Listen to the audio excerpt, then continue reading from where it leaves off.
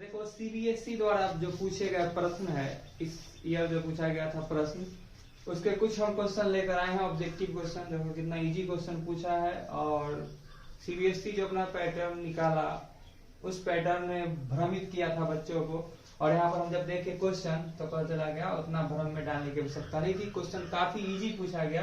First question हम लोग देखेंगे जो कि शायद देख कर के बना दे, बिना बनाए हुए भी बोल सकते हैं कि ऑप्शन इसका सी राइट होगा। वो कैसे हम समझे तो ध्यान से देखना। यहाँ पर लिखा गया है, इस क्वेश्चन का सोल्यूशन करते हैं अगर हम लोग, कि P square is equal to लिखा गया 32/50। जनरल बच्चा का माइंड ये कहता है कि स्क्वायर जब जंप करेगा तो रूट अंडर चढ़ जाएगा। जब रूट में आ जाएगा तो सबको लगता है कि इरेशनल नंबर हो जाएगा, लेकिन रियलिटी इसके पीछे कुछ और भी है। ध्यान से देखोगे इसको तो कुछ पाओगे। 2 के टेबल में 16 टाइम कैंसिल है, 2 के टेबल में 25 टाइम्स कैंसिल हो जाता है। और जब हमने आगे देखा स्क्वायर को जंप करा करके अंडर रूट 16/25 दिया, और 16 का मतलब 4 और 25 का मतलब आ गया 5, जो कि p/2 के फॉर्म का है। 16 का अगर हम लोग स्क्वायर रूट निकालने चले 4 आया, 25 का स्क्वायर रूट निकालने चले तो क्या आ गया 5 आ गया। तो 4/5 जो कि p/q के फॉर्म का है, जहां q does not equal to 0 है, यानी एक रेशनल नंबर को रिप्रेजेंट कर रहा है, यानी ऑप्शन सी राइट हो जाएगा। समझ में आ गया होगा। दूसरा क्वेश्चन बहुत इजी छोटा सा कॉन्सेप्ट से क्वेश्चन है कि the distance of the point -6,8 from x axis. जीवन में हमेशा याद रखना, जब भी x एक्सिस से डिस्टेंस का बात करें y एक्सिस आंसर हो जाएगा। अगर यहाँ पर y एक्सिस से बात करें x एक्सिस आंसर हो जाएगा, तो इसका ऑप्शन सी राइट हो जाएगा। बोला क्या जा रहा था, the distance between the point -6,8। X axis से डिस्टेंस पूछा जा रहा था। अगर तुम लोग इसके लिए ग्राफ भी ड्रॉ करते, ध्यान से देखना, तो तुम्हें खुद व खुद नजर आने लगेगा ये तुम्हारा 0 है, और x गया -6 पे, मान लो यहाँ पे आया है -6, जबकि y गया है 8 पे, मान लो यहाँ गया है 8। ठीक है। अब पूछा ये जा रहा था x एक्सिस से डिस्टेंस पूछा जा रहा था, तो x एक्सिस से डिस्टेंस जो होता है y एक्सिस के लिए हम बात करेंगे, तो x एक्सिस से कितना दूर पे ये पॉइंट है, तो x एक्सिस से यह कितना डिस्टेंस पे है, 8 यूनिट डिस्टेंस पे। हमेशा याद रखना, बैठा लो ये बात दिमाग में कि y एक्सिस होता तो आंसर -6 होता, यहाँ x एक्सिस है इसलिए आंसर y एक्सिस वाला हो जाएगा, उल्टा हो जाता है। ठीक है, option C right. The number of quadratic polynomial having zeros इतना एंड इतना, इसको हम लोग तरीके से बना सकते हैं, कई तरीके से। एनसीईआरटी का ही क्वेश्चन है, टेंशन नहीं लेना, सारा है वही बेस्ट है। यहाँ पर पूछा जा रहा है जीरोज जो है ये और ये है, तो इसके कितने क्वाड्रेटिक पोलिनोमियल होंगे। तरीका समझना, बात समझना। यहाँ पर हम लोग अल्फा हम लोग को पता है -5, जबकि बीटा हमें पता है -3। अल्फा हमें पता है और बीटा पता है, दो पोलिनोमियल का हमें वैल्यू पता है, अल्फा और बीटा का वैल्यू हमें पता है। ठीक है, तो दो जीरोज हमें पता है, दो फिक्स जीरोज पता है। ध्यान समझना, फिक्स जीरोज पता है। फिक्स जीरोज से एक फिक्स इक्वेशन ही बन पाएगा ना, इसके अलावा दूसरा इक्वेशन बन पाएगा क्या, नहीं बन सकता है। ध्यान से देखो इस बात को, तुम लोग एक इक्वेशन का फॉर्म तुम लोग पढ़ा है कि bracket x² minus alpha plus beta into x plus alpha into beta plus alpha into beta, ये तुम लोग पढ़े ही होगे। तो इस फॉर्मूला में जाकर के हम लोग पुट कर दे, तो x के जगह पर x² minus alpha plus beta, तो -5 plus -3 into x plus alpha into beta -5 into -3। अब इससे तुम नया कोई एक भी इक्वेशन बना सकते हो, गिवन वैल्यू से कोई नया इक्वेशन बन के आएगा क्या, ना केवल एक ही ना इक्वेशन बन के आएगा। अब इसको सिंप्लीफाई करते हैं तो आ जाता है x² माइनस माइनस जुड़ता है लेकिन चिन्ह माइनस का पड़ता है, तो -8x और minus minus plus 8x plus, तो प्लस माइनस गुणे माइनस प्लस 5 तिहाई 15। तो तुम देख सकते हो एक ही बन सकता है इससे, इसके अलावा कोई दूसरा इक्वेशन नहीं बन सकता। पर इक्वेशन कहते हैं, दूसरा पोलिनोमियल नहीं बन सकता। इक्वेशन का बात होता तो हम इसको 0 के इक्वल करते, दूसरा कोई भी नहीं बनेगा। यानी कितना बनेगा इससे पोलिनोमियल, कितने पोलिनोमियल बन सकते हैं, नंबर ऑफ पोलिनोमियल्स कितने होंगे, केवल एक होंगे।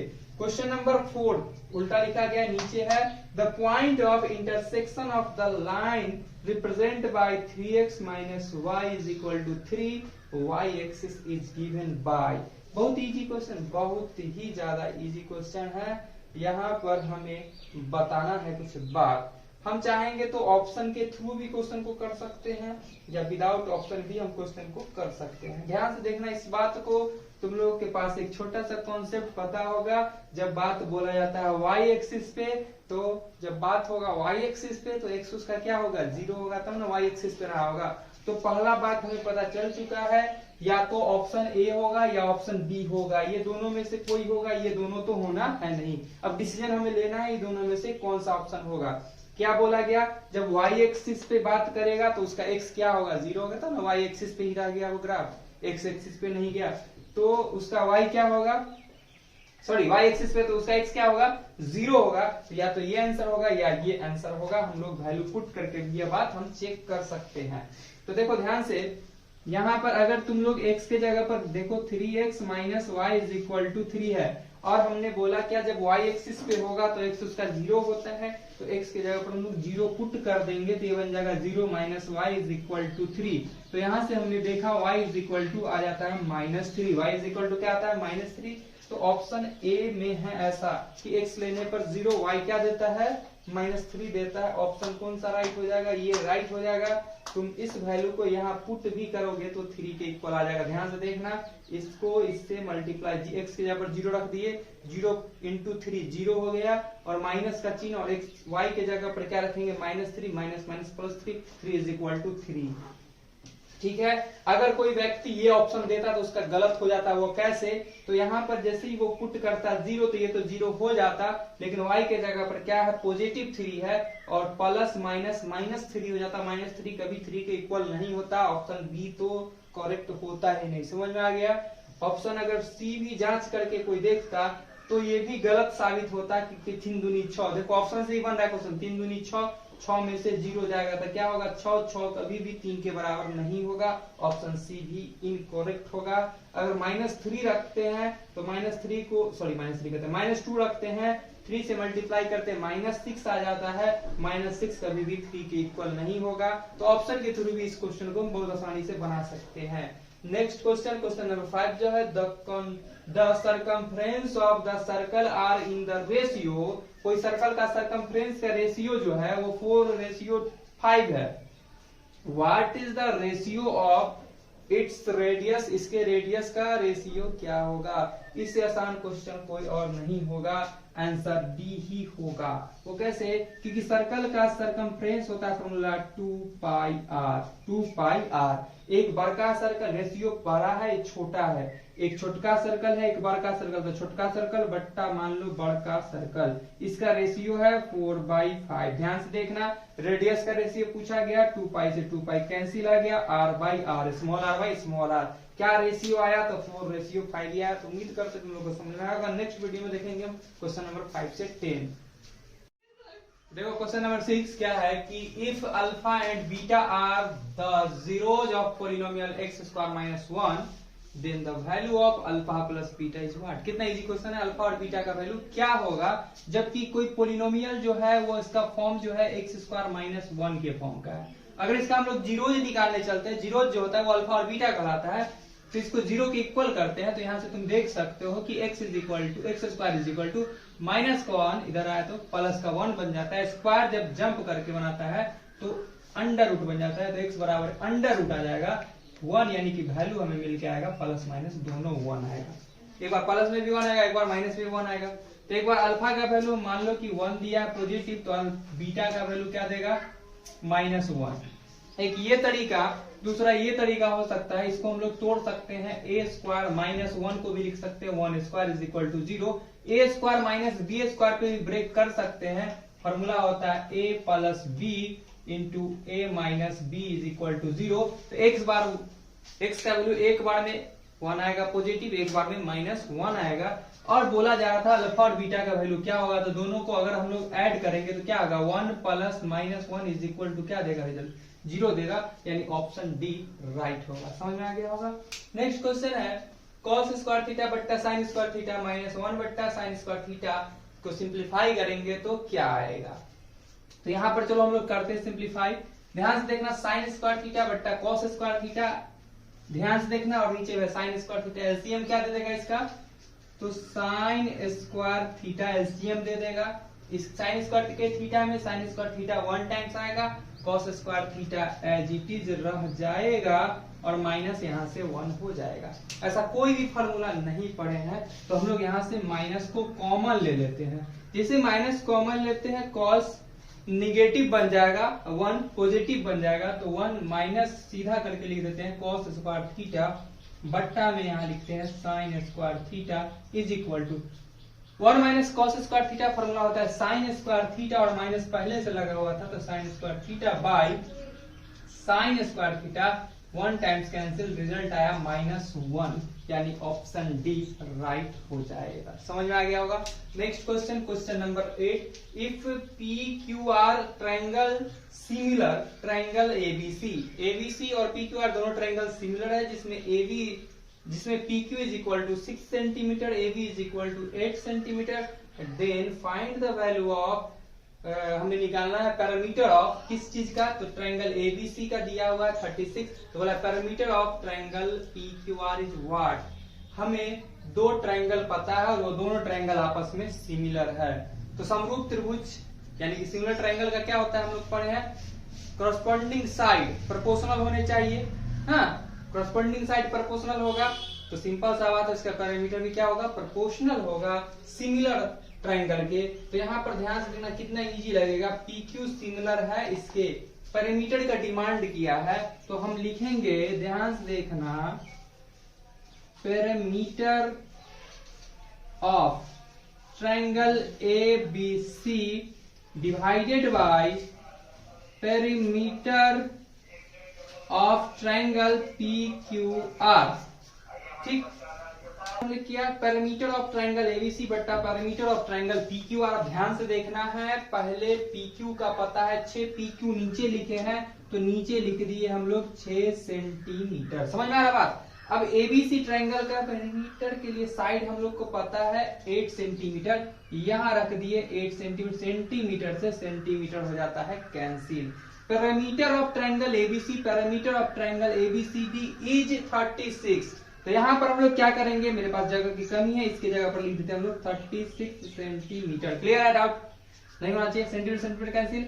अब तुम ध्यान से देखोगे ये 4 टाइम्स कैंसिल और ये 3 टाइम्स कैंसिल हो जाता है, और यहाँ से जो हमें निकालना है parameter of triangle ABC, ink बचाने के लिए हम सीधे लिख देते हैं ट्रायंगल ए बी सी। तुम लोग पूरा लिख सकते हो, ऑब्जेक्टिव है, कोई जरूरी नहीं उतना लिखने का।